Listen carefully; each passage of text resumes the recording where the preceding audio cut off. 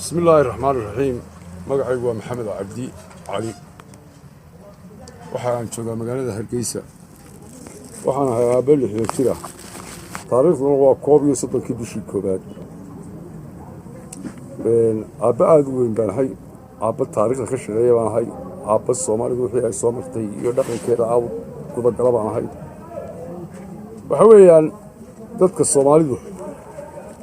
waxay ahaayeen dad dhaqan iyo xeer iyo boqorro iyo salaadiin iyo aqli dad ugu talin jiray wixii ka horeeyay odaygii loo oran jiray Sayid Maxamed Cabdulla Xasan halayr wala kala qaadi jiray waxaad gabay guba aragtay iyo wax la midkii waa intii isaga iyo sayidka iyo intii la mid waxa weeyaan Soomaali dawladna ma ahayne rag baa u talin jiray wiil meel buu ka talinayay hirsaan meel buu ka talinayay suldaan diriye meel buu ka talinayay suldaan garaad dad meel ka tirinayaan waxa weeyaan reer qoys kasta oo Soomaaliyeed madax dhaqameed aan calooshu shaqaystayaasha maanta nool ee taliye ee boqolka sano kacay aan ahayn buu lahaa kuwaasi waa kuwa inoo dejiyay inaynu hablaha kala guursano inaynu yarata kala qaadano inaynu magta kala qaadano inaynu isu samirro inaynu isu guuro in dadku isdhex maro in la wada socdo in la wada noolaado Soomaaliya ku tarantay kuna tafsiirantay dhulka baaxadaalana ay ku degtay Axmed Gurey wixii ka horeeyay walaal Soomaali oo ay Itoobiya ku qaadinay ma jirin xilligii Axmed Gurey ayaa ugu dambeysay colaad waxa dhacday in Ingiriis dalka yimi inuu Soomaalida qaybiyay in Sayid Maxamed Cabdulla Xasan oo 5 meelood ka dhigay oo 5 calan u yeelay nin la yiraahdo in Cabdulla Xasan ayaa wuxuu sameeyay oo Turkish iyo Masar dabada ka riixayso in uu hub helo oo ku soo tababarto oo uu weerar ku qaado dawladda Ingiriiska taas oo isaga iyo dadkii taageersanaa beesha Ingiriiska ee dirta ahaa saaq iyo Samaroon iyo inta la mid ay ka hor yimaadaan xasuuq ballaaran dhulbahantana uu ku raaco iyaga oo aan iska hubin wadaadka waxa uu wato dhulbahanta maanta nabadii caanu qabay saaq ismay dileen weligoodna ismay dilin colaadina inooga horreeyay fidnadii maalintaa bilaabantay iyo dawladnimadii maalintaa bilaabantay wajiga dawladda jabhadeed yeelatay ayaa ilaa maanta lagu jiraa Soomaaliya ku jirta waa 1914 ilaa maanta wayno dhac iyo boob iyo dil Soomaaliyeed markay sidaa tahay ilaa maalintaa ilaa maanta inaan Soomaaliyeed ayaa subax walba ama 100 oo Soomaaliyeed baa dhimanayay meel kasta baa ku dhintaan 4 xasuuq ayaa dhacay sidaba taariikhdu been ma sheegto Daroon Ismaaciil Doorbiro direed baa dhashay abtaa loo yahay oo diraabtibi u yahay waa u bukraabtay irin Soomaalana waa u awood kibirka wax laga bartay in reer kuliyad jooga war dawlad kasta oo daarad qabtay xasuuq ay geysatay in Cabdulla Xasan baa xasuuq geystay isaaq xasuuqay oo hawiye xasuuqay oo dhulbahante laftiisa xasuuqay oo Soomaaliya dhan xasuuqay cudurku beeray baana waxaan ogahay ka dhacay oo ilaa maanta socota ka soo gudub Maxamed Siyaad baa qabtay 1969 waa ognahay halku Soomaali dhigay waxaynu ka wada leegsanahay shantii Soomaaliyeed ee aynu ku tala galnay inaynu soo dhicino oo Djibouti la markaa calan qaadan in aynu 77 dagaal ku qaadno Itoobiya boqolaal kumanaan askarteena ku dhimato dadkeenu ku barakaco aynu farasiman u galnay Soomaaliya inagoo soo wax dhacsada waana naga heliyo ruush bay naga heliyay iyo Warso waynu soo baxno waxa dhacday furfurkii maalinta ciidamada ku dhacay inuu majeerteen koob ka ahaa oo inqilaab dhigay Cabdullaahi Yuusuf oo dhigay iyo Ciro oo Maxamed Siyaad Barre oo dabada xaska geliyay raggii maalinta la leeyahay 17 sarkaal ahaa laga bilaabo Ciro hogaaminayay waxay keentay إن صومالي dhibka uu muuqato in Cabdullaahi Yuusuf Itoobiya tago SDF waxa la sameeyay dambe rag kale la yimid SS hore ay lahaayeen oo ay halkaa ka bilaabanto jabhadii loo jiray SDF waxa dhacday in ciidankii Soomaaliyeed uu ku soo duulayo isagoo xabasho wata inuu dalkii Soomaaliyeed qalaalaasa geliyay inuu Soomaali iyo xabasho aan isar karin walaaleeyo oo isbaro waxa dhacday in uu xasuuq balaaran halkaa ka dhacay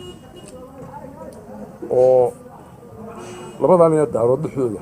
iyo kursiga isku haysteen kursiga hooyadood ma lahayn Soomaali wada ma lahayn waxa dhacday in jaranadii Salaad Gabayre iyo Cumar Dheer iyo Maxamed Cayna Shabeel dilo waxa dhacday Cabdirashiid madaxweynihii ahaa oo ma jirtaan gacantiisa ku dilo laascanood ku dilo waxa dhacday in jabhadii SNM loo jeeday samaysato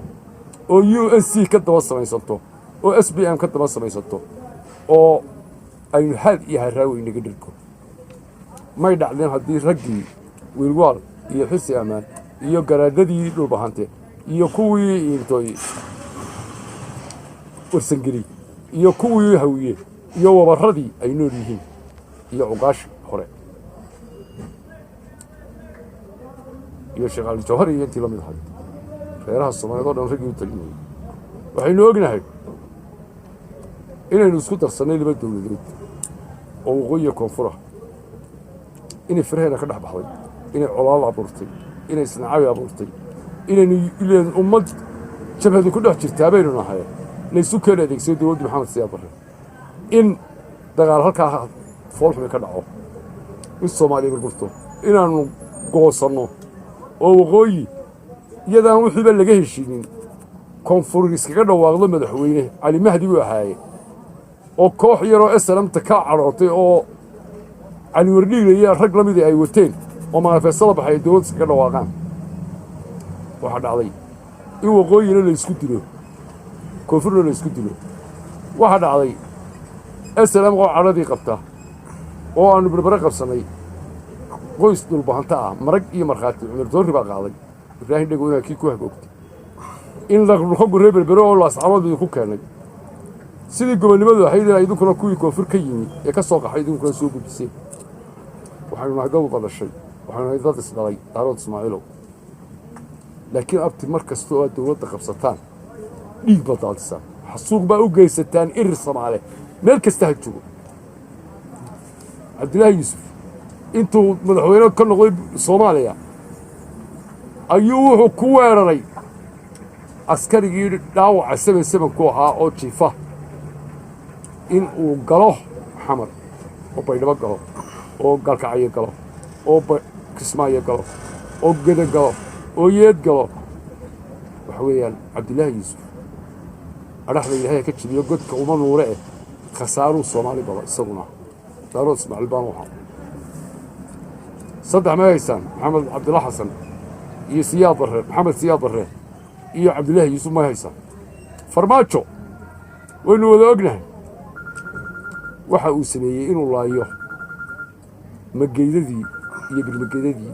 oo ikraan tahlil ka mid tahay oo habeen cad waayo in ilaa maanta meel loo saaro aanay jirin oo hablo layn bilaabo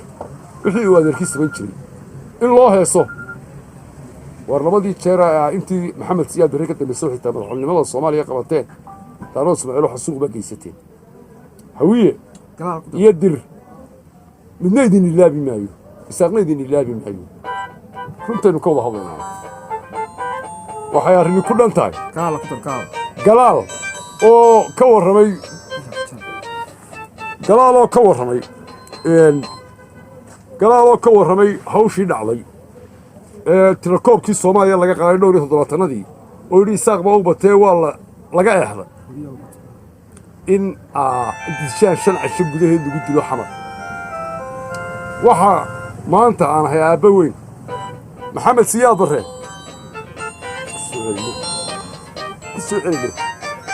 Maxamed Siyaad Barre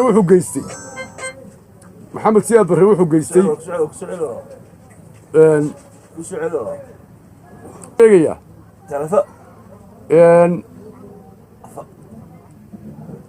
waxaan idin sheegayaa soomaaliyeed maanta waxa ugu liita daarood Soomaaliya isagoo jooga bahashi Kismaayo kilal kule oo Puntland haysta in uu yiraahdo waxaan doonayaa maamul goboleed saddexaad oo Soomaaliya annaga u badan oo halka Soomaaliya ka digtaa runta sheegnay waxaynu beenta isku sheegnay Jubbaland baydan lahayn Jubbaland ayaydan lahayn oo aydan lahayn dil iyo irir Soomaaliya isaguna ciyar halku dego afmadaba ugu sukaysay Kenya idin qodoon dartay baydhaba go'day waxaas oo kilala waxa u samaysateen isaaq walaalkiin buu ahaa ninkii Soomaalinimada doonayay buu ahaa ninkii shanta u halgamayay buu ahaa waxa weeyaan ciidankii Soomaaliya ee shabeelka lahaa ayaa dhaxda lagaga jabay oo geystay Soomaaliya halka gaarsiiyay oo Maxamed Siyaad Barre ku kayay oo Cabdullaahi Yuusuf laba kayay ayaan boqolaal kun oo Soomaaliya oo Maxamed Siyaad ka soo doogay oo colaadihii Caydiid iyo dhaxmaray hawiyo gudihiisa ka soo doogay ba Cabdullaahi Yuusuf cagta mariyay oo dambe hawiye ma ilaabi karo annana ma ilowsanin waanu ka xumayn been baan u sheegay oo been ku geliyay dalka waxa weeyaan daarood Soomaaliyeed hashigeeda cunto ee cabaada abti han noqon isaaq adigoo dawladdii haysta oo hubkii haysta oo adduunka oo dhan ku aqoonsiyo ku caawiyo dambigaad ka gashay Ilaahay kugu qaado oo taaq xortiga meel walba ku joogta war maanta dhulbahante waxba u tari maysid ninka ogaadeeno kama jarteeroona waxba u tari maysid waa walaalkayo uu nala dhashay ma xaqiro ma xaasidno tuustaanu ku sidanaa shirka la saxaafada waxa weeyaan shirka iyo garadada la saxaanood fadhiyo ee dhulbahante maanta halka u fadhiyo waxa weeyaan laba mid unbay noqon qolo qaladoon oo shanta dawladood wax bixinayaba waanu ognahay qadab ku cunaysa meesha oo uqaasha maanta macal kuwa isaaq waa calooshooda shaqaystayaal hunguri baa dadkii maanta qaribay Maxamed Siyaad baa qaribay ummadda Ilaahay godka uma nuure iyo in maanta tan Soomaaliyeed ka soo talisaan kala tagi mayno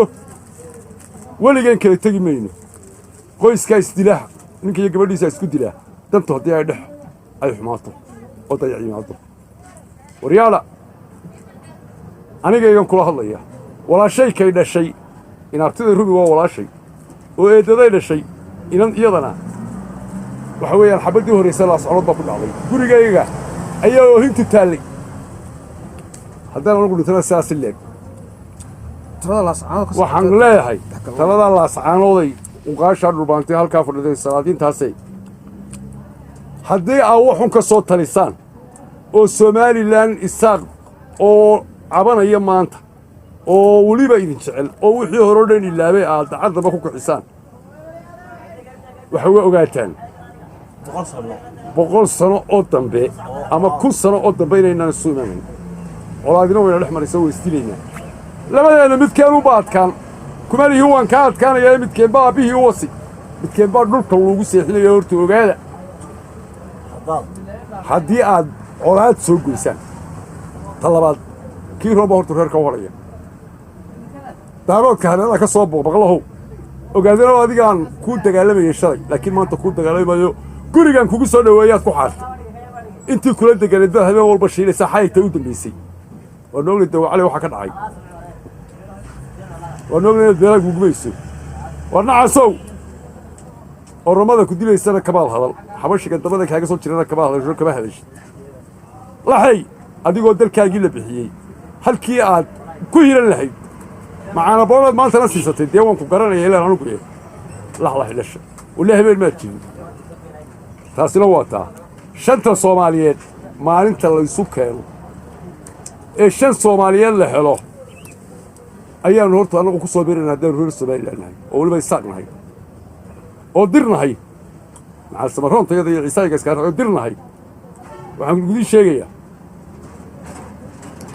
أولادي إنهم باكل أنت محمد سياد القرى